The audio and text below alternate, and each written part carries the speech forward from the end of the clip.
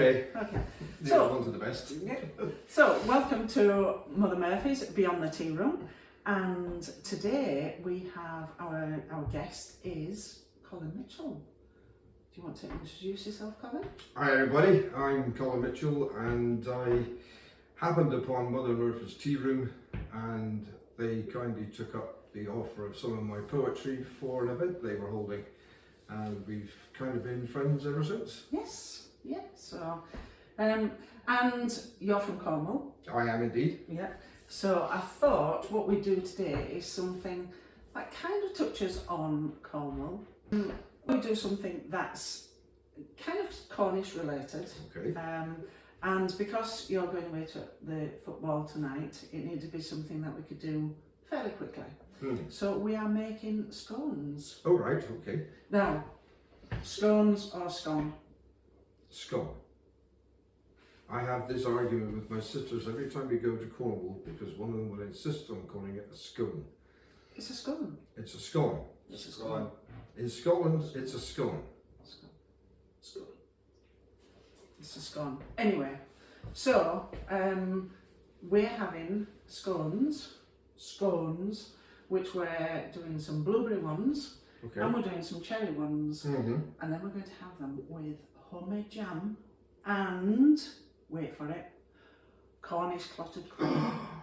Yes, so... Okay, let's get going. Yeah. I can't wait. So the reason we're doing cherry and blueberry is because when we had a tea room, and if I went anywhere and somebody gave me a cherry scone, I was like, oh, I don't really like cherries. And then I started making them into scones, and I was like, oh, that's quite nice. So that was the cherries. The blueberries was, I made those one day, and don't know, it might be watching, but Terry, the carpet fitter next door to the tea room, came in, and the only scone that we got was a blueberry one. And he says, I don't like blueberries. And I says, I don't like eating blueberries like that, but in a scone, they take on a totally different texture and taste and everything. And I says, if you take the scone and you don't like it, come back and tell me and I'll give you something else. And he came back and he says, I absolutely love it.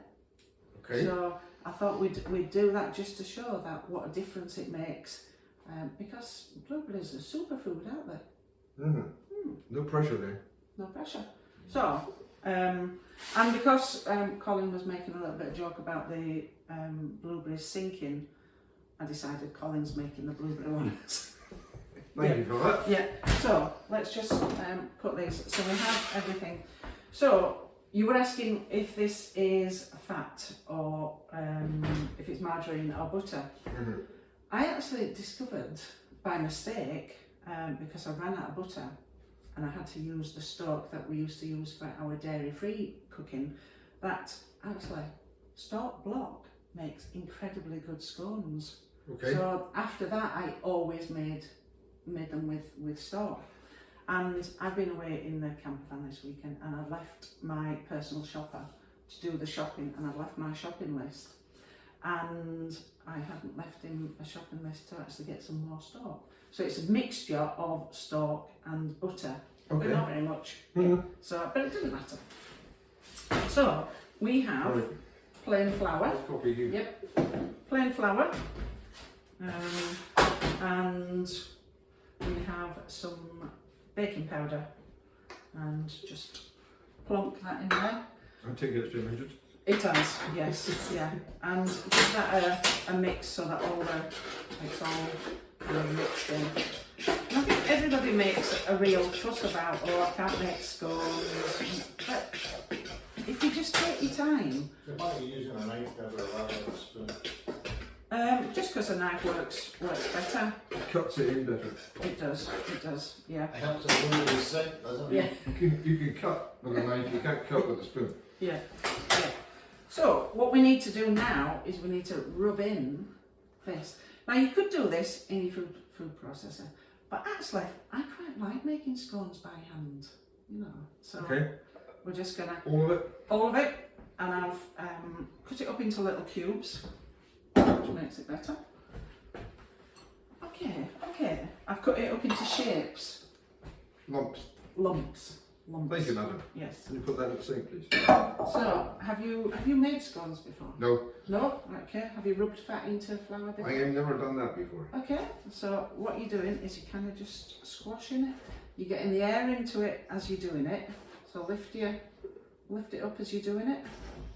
And eventually, it'll all rub in and all the big lumps will disappear. So this, while we're doing this is when we just chat away. Oh, do we? Okay. So, You're good at that. so Colin came into the tea room just a couple of days before we were having our Britain at War afternoon tea. And you couldn't come because it was full. Mhm. But he did say, he says, I've written some poems on, some war poems. He says, you can borrow them, you can use them at your event. And I was like, oh, that's really nice. But it was the first time Colin had been in. He came in for a quick coffee, and I think you were there about 3 days, weren't you? Yeah, just do that, yeah. But afterwards, and I thought, oh, that was really nice of him to offer that. But by the time he gets home, he'll have forgotten all about my little tea room and his promise to share his poems. When I got home, the email was there with the poems, which was great. So we did, and we used them in the afternoon tea event. And then Colin came along and did a workshop for us, which encouraged was fun. other people. It was great, yeah. So I think, what was it that got you into poetry? Because my wife's fault. Okay. Actually, I should say she should take the credit. In January 2014, being over the age of 50, we had a saga magazine in the house. So do it with your fingers rather than the palms of your hand, because if you do it with the palms, you'll just squash it all in. But what you're doing is you're trying to get rid of the lumps. Okay. Yeah. Nice and gently. And Yeah. she left this magazine on the bed and said, I think you'd be interested to read that. Right, so there was an article in the middle, and because it was 2014, it's the 100th anniversary of the First World War beginning. Okay. And the article was about letters and gifts being sent to and back from the front, as they called it then. So I read this article, and it was quite moving. It was very profound, and you start to realise what people were going through and what they did back then. And I then went to sleep. Now, maybe reading it before I went to sleep was a mistake, because my brain didn't go to sleep. And at 3 o'clock in the morning, I found myself writing the first of my war poems, To the Millions Who Gave. Okay. And I sat there and just wrote and wrote and wrote. I had no idea where it came from. But it was the same again the following morning, 3 o'clock. I don't know why it's always 3 o'clock. Do you find this when you're writing? 3 o'clock in the morning is when your brain suddenly kicks in and says, oh, wake up, you need to write something. Yes. Yeah. Very often I'll wake and I'll say to Jim, I was just thinking. I love to use those words. Are you asleep? Yeah. I was just thinking. Yeah. Mhm. Yeah. So, yeah, it was To the Millions Who Gave, and then I don't know, maybe a Just few, about all the lumps and Yeah. all the big lumps. I think so. Yeah. Then it was My Husband Is Gone. Right. Because I've got Yeah. some background in amateur dramatics, and have done for 30 odd years, you get into what they call method acting, understanding the character that you're trying to portray. Mhm. So what I tried to do was to get my mind into the mind of a woman who's just lost her husband or whatever. Mhm. And that was where that one came from. And then there was And I one remember called- that was one of the poems you gave us for the Yeah. afternoon tea. Yes. It's meant to evoke tears, emotions, and it usually does. Certainly did. Yes. And Yeah. then there was the one that followed up with My Daddy, Mhm. which is from a child's perspective and not understanding why his mother is crying, Yeah. and stuff like that. So that's where it all kicked off. Mhm. But then I realised that if you write this sort of stuff and fill a book with it, it's going to be very difficult to read. So I decided that if I can write poetry like that, Can I just have a little? Perfect. Perfect. perfect, she said I'm perfect, then it's not going to sell. Sugar? Yes dear? Oh, this one. Just pour that in. And just give that a bit of a And mix I in. then decided to see what else I could write about. And my poetry now covers nature, just life in general, observations. I remember old jokes from school, put them into poetic form. So that's what fills the book. Mm-hmm. You never think, Colin, we put into music. I have written a couple of songs. I don't write music, but what I can do is I can take the music and write words. And I did one Okay, so for that's fine. Remembrance Day back in 2018, I think it was, before COVID. I'll just And- interrupt 1 second. So I'm making cherry scones. So these are glacé cherries that I have. I've rinsed all the sticky juice that comes with them. I've rinsed them off, and I've just cut them into quarters, and hopefully that will stop my That's why cherries. yours is I thought the stickiness is what made them. Yours are heavy. Yours are going to go down. I thought the stickiness is what made them stay put. No, Oh right, okay. No. And these are obviously blueberries. they're blueberries Fresh which are and fresh blueberries that have been washed. With a little bit of extra weight in them to make sure that they do sink in your scones. So they all go in. All go in, yep. I'll just give that. Oh, they're still wet. Oh, that'll just help them sink. But do you know How what? you have little faith. Do you know what? If your cherries or your blueberries sink in your scones, does it really matter? No, it's all done in the same place. Doesn't matter. No. Right, and we have eggs. Yeah. I've got a brown one and a white one. What's the difference? One's brown and one's white. Okay. Different farm. Different farm, actually. And these have been I'm a knife cracker, I don't crack it on the sides. Oh right, okay. Do it into your bowl first, just in case. You over your wee bowl. Yeah. Oh, Oops. there's wheels on this. Don't Don't tell me that. Got great air at your feet. Oh, already. What? Oh, into here, but there's an egg in there. You said crack it over it, you didn't say put it in there. Right, because what I'd like you to do is just. That's not going to happen, is it? It's not going to happen. You I do can it with do it one with of this them. one. You do it with one of them. Yeah. See these people that don't listen. Yeah. But that's okay. That's okay. You know, let's not stress over broken eggs. Yeah. The reason that I do it into that is just in case you get into the shell, or but also if one of them's off as well. Yeah. I can try and pull that out. No, that's fine. That's fine.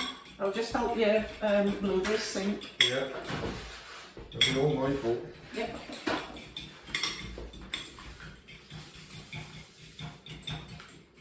Right enough? There we go. Yep. And pour your 2 lightly beaten eggs into your scone mix. Got the fork as well. Might need this. No, you can just use a knife for that. Yep. And give that a bit of a Stir in. stir around, yeah. Mm-hmm. Yeah. Mix in your lightly beaten eggs. It'll have the same effect, Colin.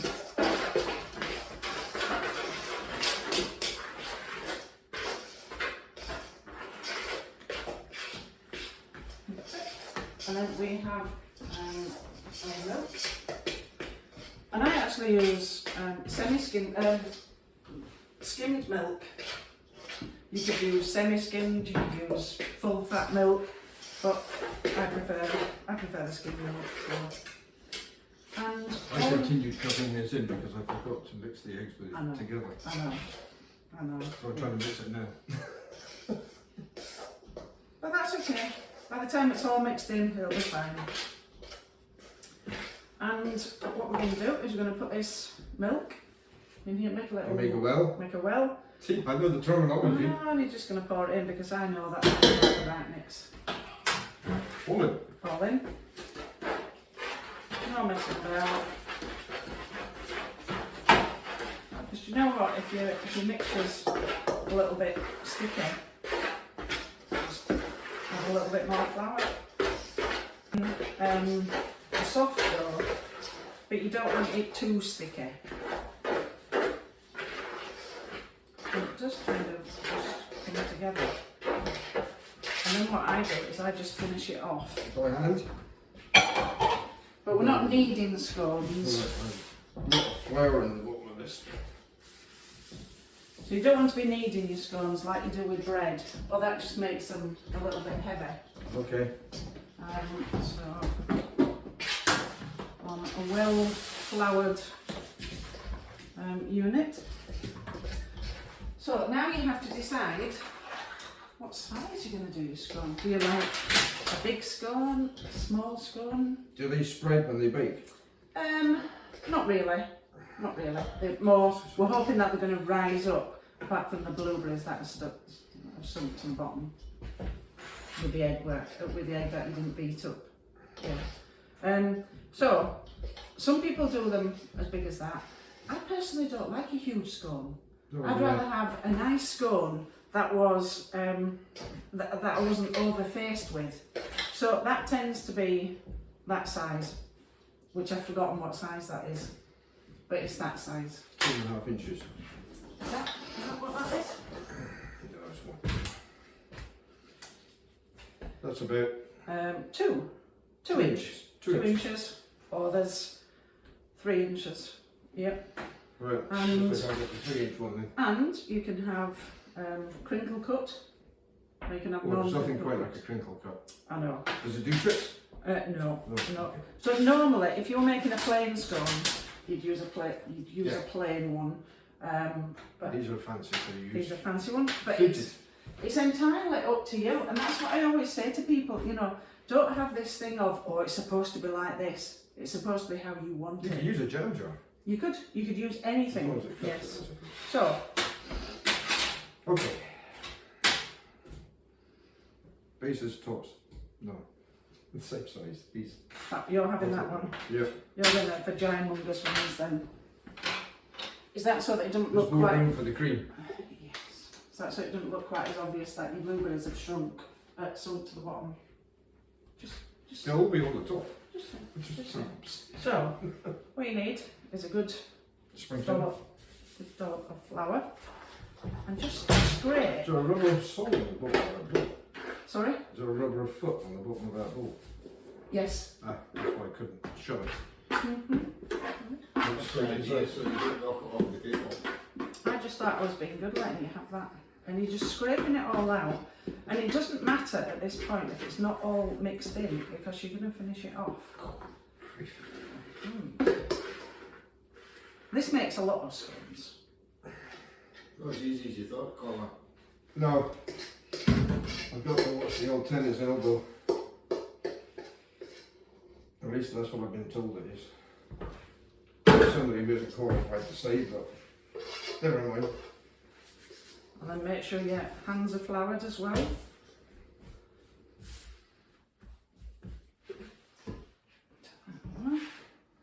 It's a bit sticky. Get lots of flour on your hands, and you just bring it up, and you just gently sort of bringing it together. See, I bet you thought that was too sticky, didn't you? Yeah. But it's This kind is. of, yeah. It just, And now I'm going to put my sticky hands back in that flour. well, that's okay because we're not selling our cakes anymore, so we don't really mind. They were washed before. Yes, yeah. And that's about it. You're not really doing much with it because you're not making it, you're not kneading it like dough. No. Some people don't even roll the scone mix out. Some people just squash it out. I do actually. So you can choose. Oh, Oh, beach. Told you. Yes. The flex. Yeah. Which one would you like? I'll take this one. This one. So I've just discovered today that Colin's also a woodworking fan. Yeah. I enjoy it. Yeah. It's very therapeutic. And what got you into that? So that's probably enough, that, Colin. Okay. And- Chris found it. I think it was something she could find that would get me out of the house when she retired. So if Right. if we're going to have a little bit of a competition to see whose scones rise the most, even though yours will have sunken blueberries in them, Mm-hmm. what you want to do is don't roll it out too thin, No, because the thinner it is, the less it'll rise. yes, yeah. So another little tip: get yourself a little dollop of flour, because each time It'll stick. you're going to put yes. Right, can I roll this a bit? And you're going to get maybe about 18. Yes, and I have. Well, you might get 18 with that. I won't get 18 with this. If they're both the same. Oh no, you might you might not get 18 with yours. Yeah. But do you know what? You get as many as you get, Mhm. There and you it's go. only an issue. So all I've got is I've got a baking tray and I've just lined it with parchment paper. Okay. Parchment paper and not greaseproof paper, because funny enough, greaseproof paper you've got to grease. Because it's grease proof. Yes, yeah. And there you can see. Oh, that doesn't look too bad. Mm-hmm. Anyone had think of made scones before, wouldn't it? Give it a little twist, that's it. That's it. And lift it out. There we go. Perfect. That's it. That's it. No, flood it first, flood it, flood Flood it. it, flood it.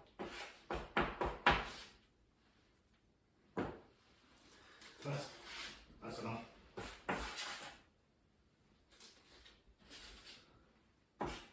So sometimes we don't have the backseat driver, but we've obviously got the backseat driver today.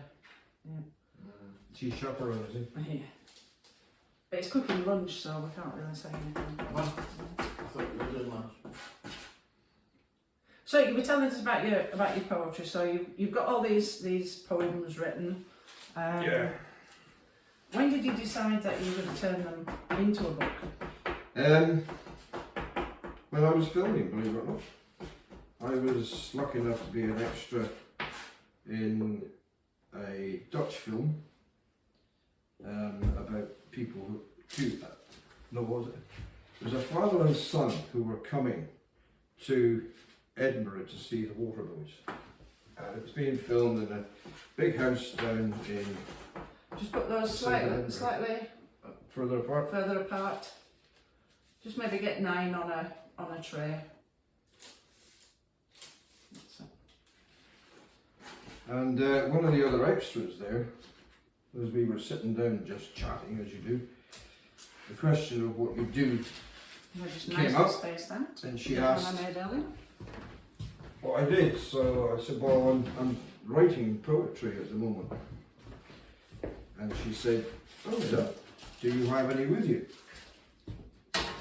So as it happened, I had my phone handy, and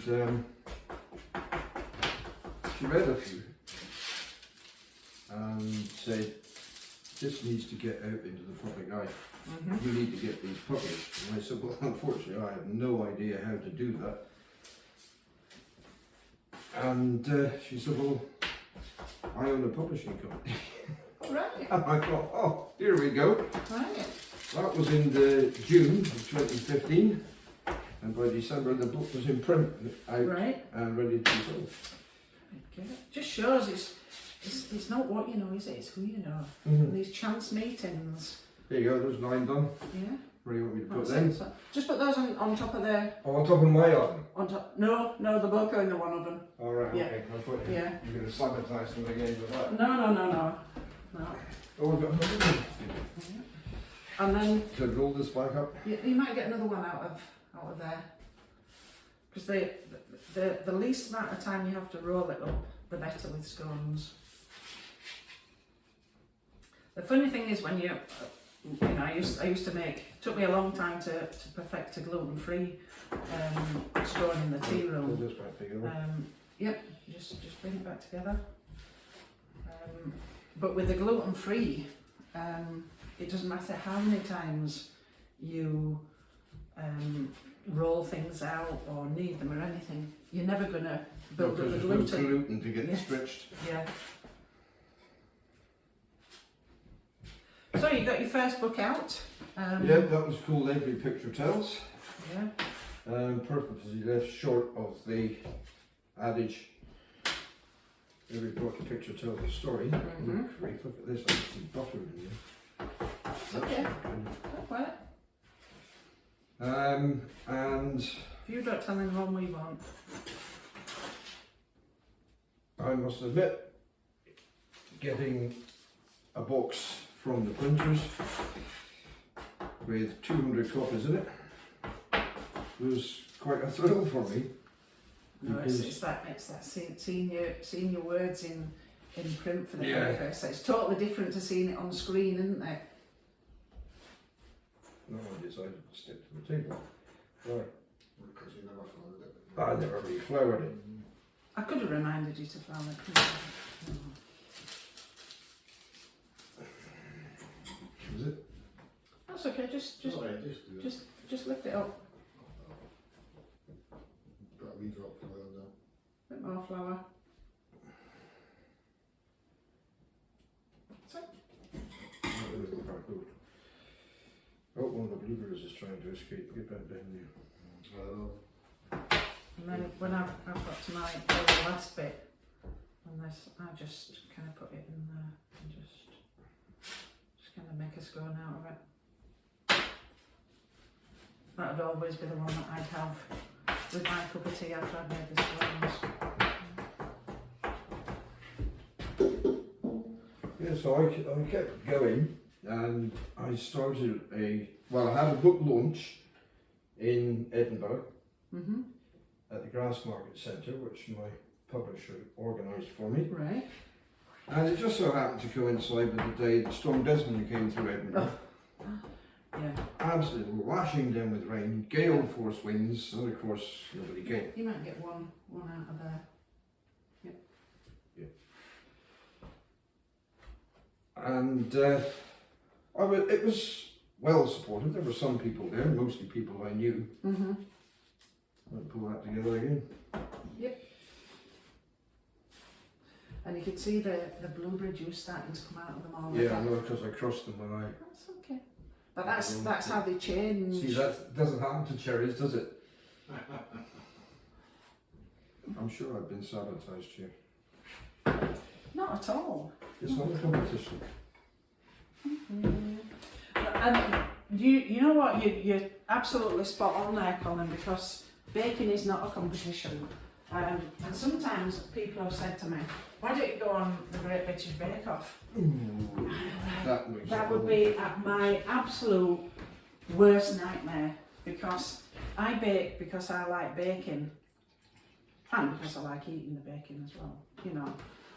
Well, that's what it's for. Yeah, I don't do it for a competition. Let me just see if there's another. And there's an odd shaped one at the end.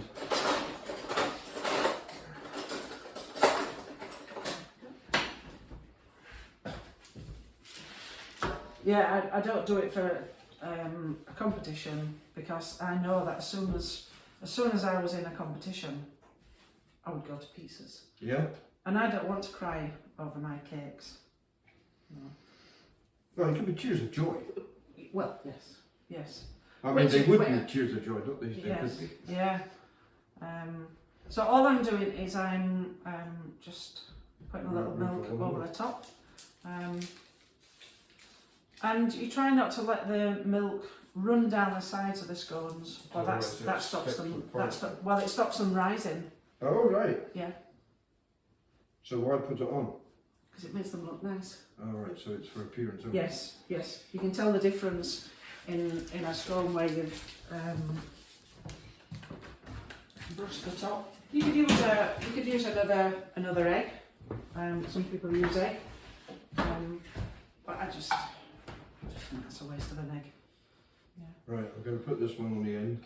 That's okay. It's not even been cut, it's shaped. That's okay. There's one or two there that looks like they might fall apart.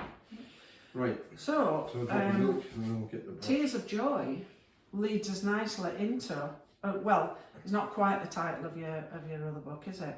No, that's the second book was of sadness and of joy. Sadness and Joy. Again, it starts off with So a category called conflict, which is what the war poems are about. And that was the one I first came into contact with that one. Yeah. You don't have every picture to it. No, I don't know about that one. I've got a copy here if you want it. Of course. There you go. The price has gone up there, they're 50 quid each. No, the second book came out in 2019. It does take a while to write this stuff. Inspiration Oh, tell me about it. isn't Yeah. on order Yeah. all the time. Yeah. So it took a while to get that out. And with that one, I decided that I would use the sales or the profits, I should say, to benefit 3 different charities. Being a Cornishman, the first choice had to be the lifeboats. Yep.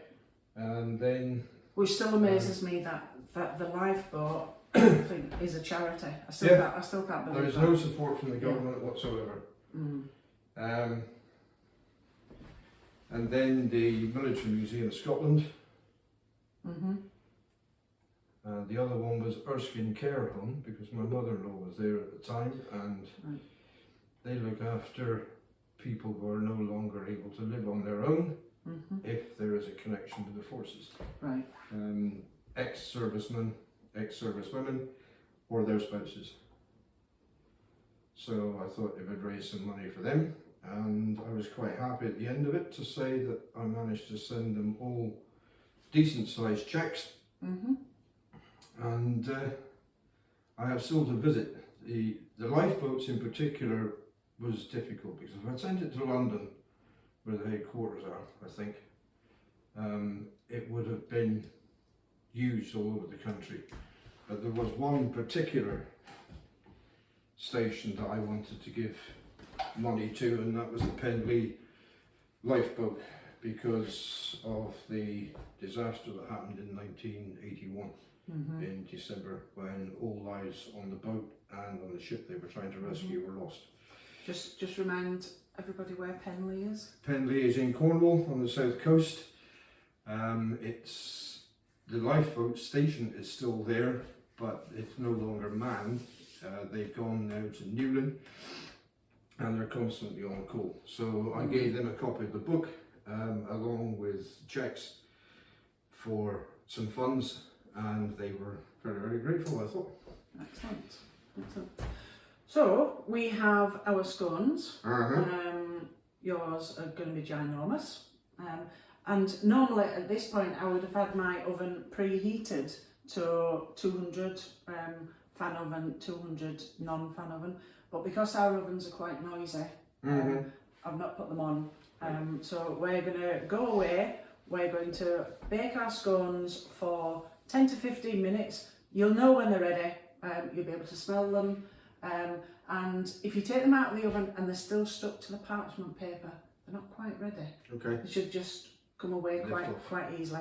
But usually 10 to 15 minutes, and then we'll just leave them to cool. Meanwhile, we will have some lunch. Okay.